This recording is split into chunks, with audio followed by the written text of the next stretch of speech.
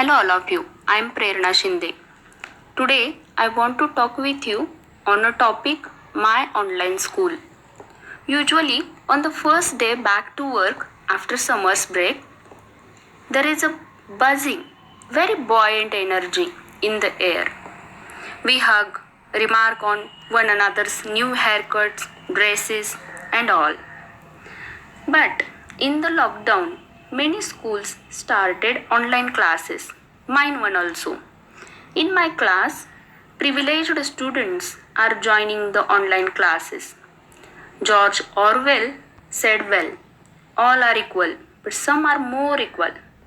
Some parents came to me along with their grievances that they don't have a smartphone or having two siblings in a same school, twins in a class, not having strong internet connection.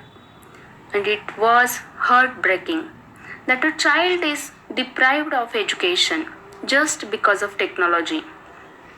Every dedicated teacher wants to provide knowledge to the students, but here our main objective is lost. They have the right to be treated equally.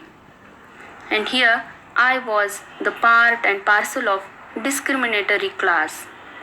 At that night, Shaw's words screamed in my ear. The only time my education was interrupted was when I was in school. I rhetorically asked myself, am I creating many Shaws to satire on education? I realized that I needed to continue to do better because for the first time, the students are not bound by the walls of classroom. If the teaching is not engaging, they have the freedom to walk away. It was a challenge for us. I learned to make audios, videos, to use different video meeting apps. I was adapting myself with new technology. Normally, I used to deliver my content in a proper manner. So the children will not only be present but enjoys actively during the sessions. I am coping up with life and overcoming the challenges. In earlier days, parents were also peeping in the classes to make sure how the teacher teaches. When I interacted with students to get a response, parents are talking in the background, TV, loud noises, hawkers. All of this was there. Some of them all the time following very good etiquettes.